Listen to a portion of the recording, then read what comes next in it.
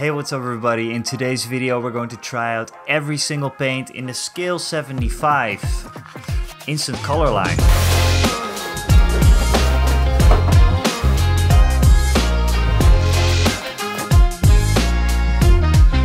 So before we start this off, this video is not sponsored by Scale 75. I can say what I want about these paints. I did get some help from my friends over at mini-marvels.nl.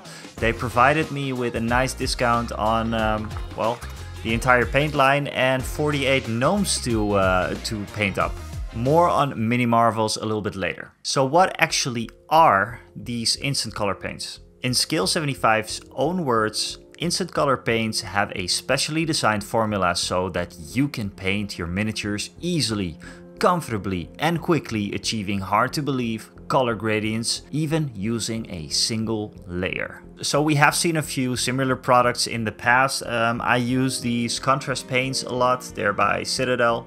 And I sometimes use them how they are meant, so like a quick coat to quickly paint up miniatures, but I often just experiment with them, like wet blending. I use them through the airbrush. So most of the times I use these paints for very specific things. This owlbear miniature that I made a video about, by the way, was painted mostly using contrast paints, blending the colors while they're still wet. And the gems on my Elven Union Blood Bowl team were done with a single drop of Citadel's Pterodon Turquoise. So how do the Scale 75 instant paints stack up against something like Citadel contrast paints? Well, let's find out, shall we? I first stuck my 48 gnomes onto these coffee stirs to get them ready for priming. For priming, I used a pure white by Vallejo through the airbrush. If you don't know, these speed paints, contrast paints, whatever you like to call them, they work best with a lighter primer, or maybe a zenithal highlight could also work, because then you get like a nice gradient from the dark recesses of the shadows to the highlights. I actually prepared some Star Wars Legion Wookies this way. I did a zenithal highlight on them and I'm going to paint them up at the end of the video using the Scale 75 instant colors. So with the 48 gnomes done, I'll go over every single paint in numerical order so you can refer back to the paints you're interested in. I'll leave the timestamp so you can watch them at your own convenience, and I won't be talking on all of the images all the time. So, time for a long montage of me painting gnomes guided by some very cool beats. To give all of the paints a fair shot, I use a single coat on all of them. Pretty much immediately it becomes clear that some of the paints are a lot lighter than I expected to come out. But look at these red ones. I absolutely love how they look on the models.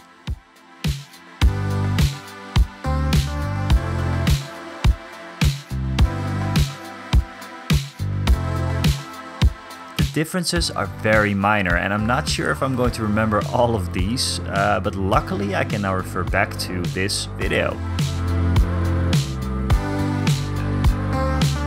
With Citadel contrast paints I often had the problem of pooling, and with these instant colors I feel that the flow of the paint is very good.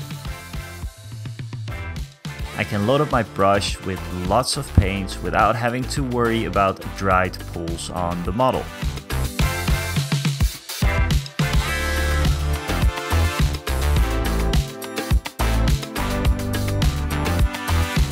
Sure, they are very light, but I feel that this isn't necessarily a bad thing. Some may need an additional layer to really make the colors pop though. So no single layer magic for all of these.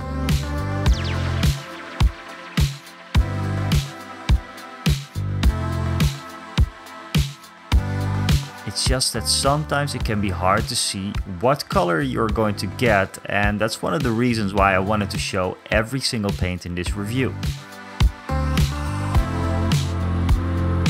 The paints have names like Phoenix Feather and Corrupted Stamina, and while these are a lot of fun, sometimes I had no idea what I would be getting out of them.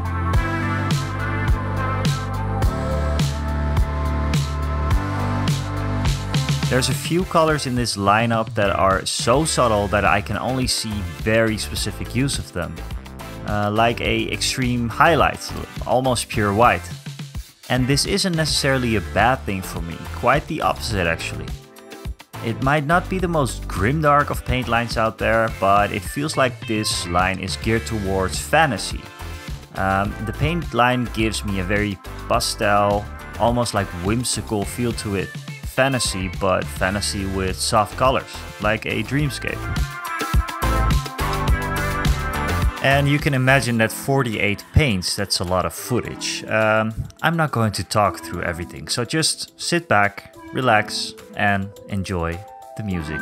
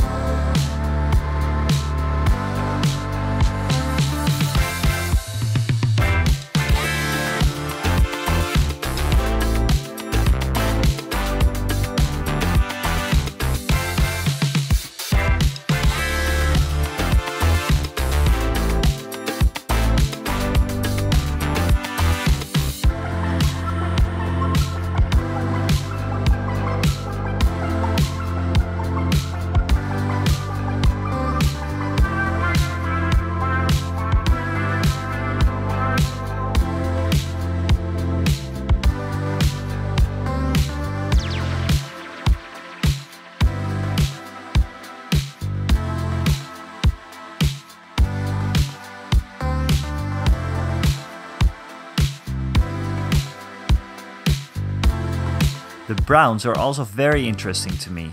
I think wet blending them makes them perfect for my unit of Wookiee warriors that I'm painting up for Star Wars Legion.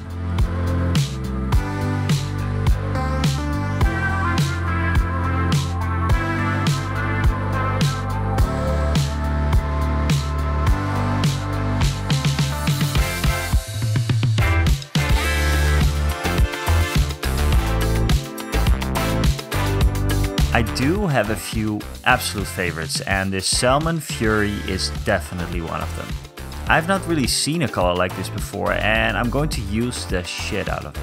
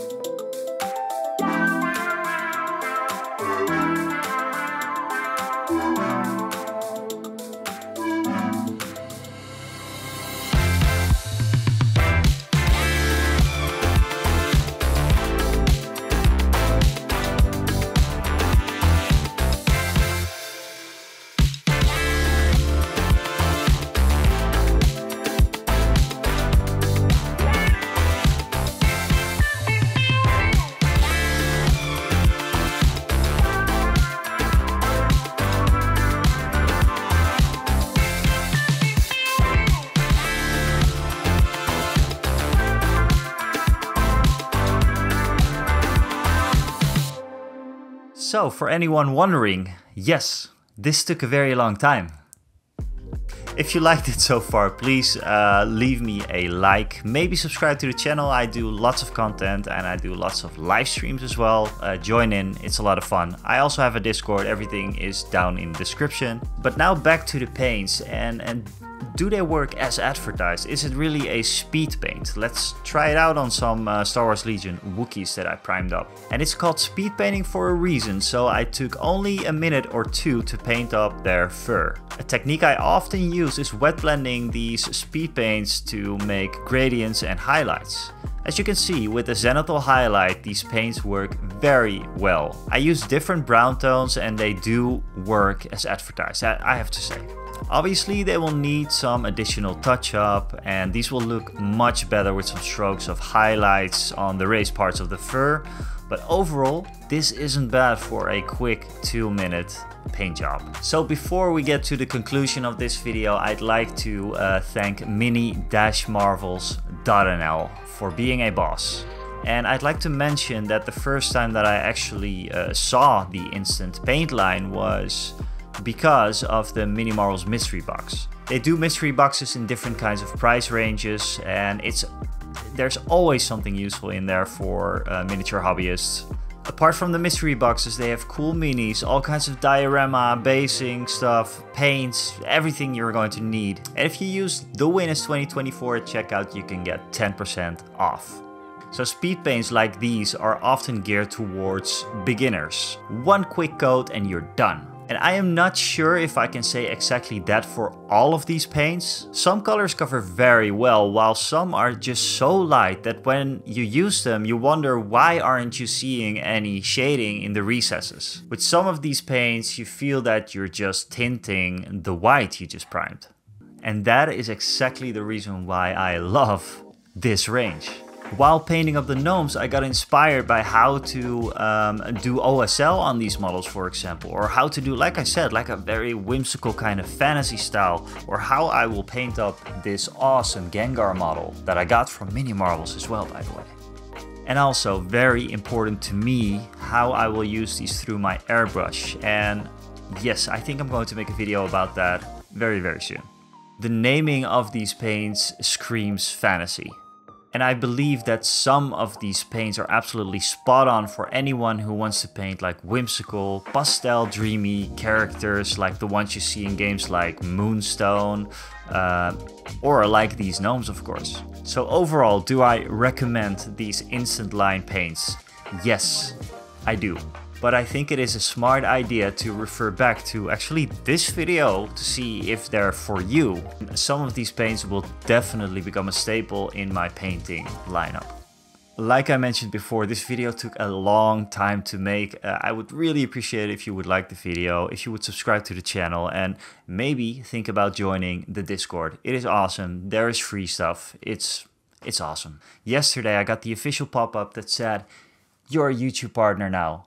And I'd like to thank you for subscribing, for commenting, for watching the videos, because seriously, 3,000 hours of watch time.